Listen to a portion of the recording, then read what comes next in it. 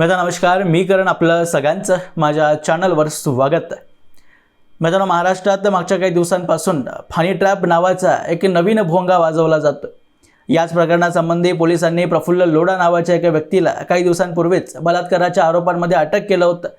हे प्रकरण ज्यावेळी माध्यमांमध्ये गाजवलं जात होतं त्याच दरम्यान एकनाथ खडसे अचानक यामध्ये उडी टाकतात आणि असा दावा करतात की प्रफुल्ल लोढा याचे संबंध गिरीश महाजनांसमेत बीजेपीतील अनेक नेत्यांशी आहेत।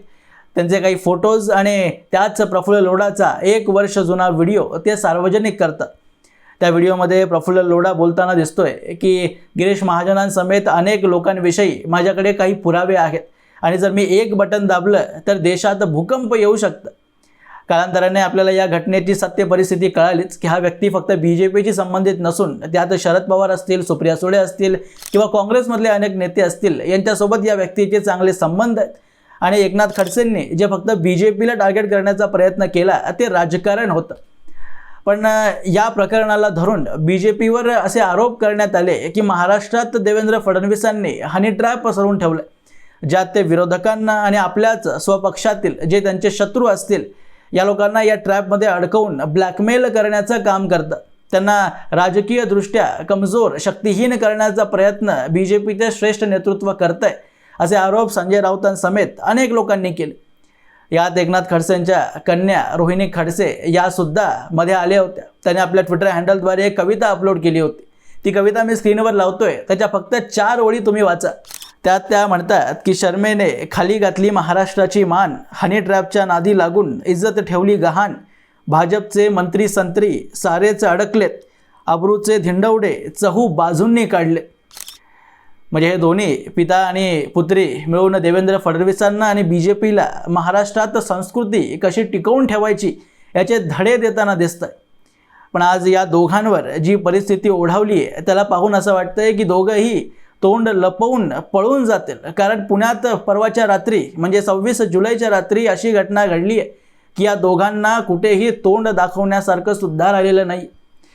एकनाथ खडसेंचे जावई आणि रोहिणी खडसेंचे पतिदेव प्रांजल खेवलकर हे पोलिसांनी जी रेड मारली गेस्ट हाऊसवर पुण्याच्या खर्डी भागात, त्यात कोकेन म्हणजे ड्रग्स सोबत आणि महिलांसोबत रंगे हातो पकडले गेलेले आहेत। सर्वच मराठी माध्यमांमध्ये मागच्या 2 दिवसांपासून हे प्रदर्शित केलं जातंय की एकनाथ खडसेंचं कुटुंब किती संस्कारी आहे आणि त्याचे धडे ते देवेंद्र फडणवीसांना आणि बीजेपीला देत होते ते आपल्या आयुष्यात किती पालन करतात हे आपण चॅनल्सवर पाहिलंय। आणि जर तुम्ही ते व्हिडिओज पाहिले नसतील तर मी स्क्रीनवर लावतोय, ती लाजिरवाणी घटना तुम्ही आपल्या डोळ्यांनीच पहा। आणि यामध्ये ज्या महिला आणि पुरुषांना पोलिसांनी अटक केलेली आहे त्यांची 3 महिला आणि 2 पुरुष यामध्ये होते आणि त्यांचा समावेश होता ही पार्टी करण्यामध्ये। एकीकडे हाऊस पार्टी आहे असं सांगून या ठिकाणी दारू, हुक्का आणि सोबत अंमली पदार्थाचं सेवन केलं जात होतं। रोहिणी खडसेंचे पतिदेव प्रांजल खेवलकर हे रेडमध्ये पकडल्यापासून रोहिणी खडसे मात्र राजकारणातून आणि माध्यमांमधून पूर्णपणे गायब झाले। एकही शब्द या प्रकरणावर बोलण्यासाठी अजूनही त्या तयार नाही। आणि मला वाटतं राजकीयदृष्ट्या हे एक चांगला निर्णय सुद्धा त्यांचा होता, कारण परिस्थिती अशी आहे की त्यांच्यावर अजून काही सुचलं नसेल की आपण काय बोलावं। पण दुसऱ्या बाजूला आश्चर्य या गोष्टीचं मला वाटलं की एकनाथ खडसे अचानकपणे माध्यमांवर परत एकदा येतात आणि असा दावा करतात की त्यांच्या जावईला बीजेपीनेच या प्रकरणामध्ये अडकवलंय। मी त्यांचा विरोध करत होतो, माझी कन्या म्हणजे रोहिणी खडसे हे बीजेपीच्या अनेक प्रकरणांविरोधात बोलत होती, त्यामुळे तिच्या पतिदेवाला बीजेपीनेच अडकवलंय असे आरोप एकनाथ खडसे करतायत आणि जे पूर्णपणे मूर्खपणाचं वक्तव्य वाटतं। खरं तर एकनाथ खडसे हे महाराष्ट्राच्या राजकारणातले वरिष्ठ नेते आहेत। बीजेपीसाठी त्यांनी अनेक वर्ष काम केली आहेत, पण जे बुद्धी गहाण ठेवल्यासारखं त्यांनी काल वक्तव्य केलंय ते तुम्ही सुद्धा ऐकलं पाहिजे। गेल्या काही दिवसामध्ये जे वातावरण सुरू आहे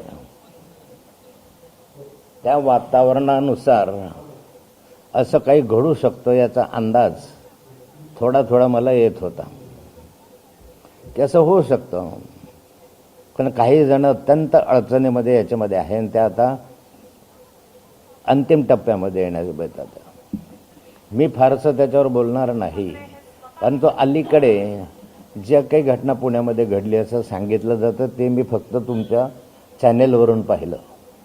माझं प्रत्यक्ष त्यांच्याशी अजून बोलणं होऊ शकलं नाही, कारण ते पोलिसांच्या ताब्यामध्ये आहे। एकनाथ खडसेंनी बोललेले वक्तव्य जर खरे मानले तर घटनाक्रम कदाचित असा घडला असावा की देवेंद्र फडणवीसांनी आणि गिरीश महाजनांनी प्रांजल खेवलकरांना स्वतःच फोन कॉल केला असेल आणि त्यांना म्हणलं असेल की तुमची पत्नी आणि तुमचे सासरे बुवा हे आमच्या विरोधात आजकाल जरा जास्तच बोलताय, त्यामुळे त्यांचा आम्हाला बदला घ्यायचा आहे आणि तो बदला घेण्यात जे आम्ही नियोजन आखतोय त्यात तुम्ही आमची मदत करा. आणि ते मदत करताना तुम्हाला फक्त एवढंच करायचं आहे की पुण्याच्या खर्डी भागात एक गेस्ट हाऊस आहे, त्या गेस्ट हाऊसमध्ये तुम्ही यायचं, त्यात आम्ही पार्टीची तयारी केली, कोकेन आणि महिलासुद्धा आम्हीच पुरवू, फक्त तुम्हाला त्या ठिकाणी येऊन आम्हाला मदत करायची. असंच एकनाथ खडसेंना बोलायचं आहे मला असं वाटतं. कारण जर BJPनेच त्यांना अडकवलं असेल आणि सर्व पूर्वतयारी करूनच पोलिसांची रेड हे सगळं झालं असेल तर कदाचित महिला, कोकेन्स, पार्टीची तयारी आणि सर्व काही जे त्या गेस्ट हाऊसमध्ये सापडलं ते गिरीश महाजन आणि देवेंद्र फडणवीसांनीच आपल्या सहकार्यांद्वारे पोचवलेलं असेल. कारण प्रांजल खेवलकरांचे वकीलसुद्धा आज हेच म्हणतात की पोलिसांनीच कदाचित कोकेन त्या ठिकाणी ठेवला असेल रेड मारताना.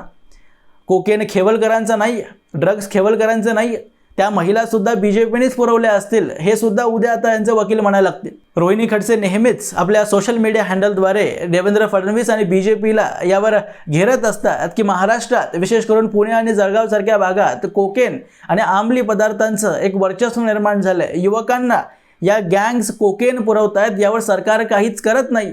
आता मला याचा पूर्ण विश्वास आहे की रोहिणी खडसेंना ही गोष्ट नक्कीच माहिती असणार की त्यांचे स्वतःचे पतिदेवच ड्रग्सचं सेवन करतात आणि हे माहीत असून सुद्धा जर त्या घराच्या बाहेर क्रांती करायला निघाल्या असतील तर त्याला चुकीचंच म्हणावं लागेल. आणि जर अजूनही त्यांना महाराष्ट्राचं, पुण्यातल्या आणि इतर शहरांमधल्या युवकांची काही चिंता असेल तर पहिल्यांदा आपल्या पतिदेवांना हे विचारावं की पुण्याच्या खर्डीत जेव्हा गेस्ट हाऊसमध्ये ते पार्टी करण्यासाठी आले त्या ठिकाणी त्यांना कोकेन कोणी पुरवलं, ड्रग्स कुठल्या गँगकडून त्यांनी मागवले होते आणि ती माहिती त्यांनी पोलिसांना द्यावी, ज्याने की पुण्यातील आणि शहरांमधील जे ड्रग्सचे गँग चालतात त्या गँग्सला पकडण्यात पोलिसांना मदत व्हावी आणि अनेक हजारो आणि लाखो युवकांचं आयुष्य या ड्रग्सच्या नादी लागण्यापासून वाचावं. जी क्रांती रोहिणी खडसे घडवण्यासाठी इतक्या दिवसांपासून प्रयत्न करत होत्या आणि सरकारला सांगत होत्या की ड्रग्स पुरवणाऱ्या गँग्सला पकडा, तर याची सुरुवात रोहिणी खडसेंनी आपल्या घरापासून पहिल्यांदा केली पाहिजे. कारण पोलिसांनी त्यांच्याच नवऱ्याला रेड हँडेड पकडलं.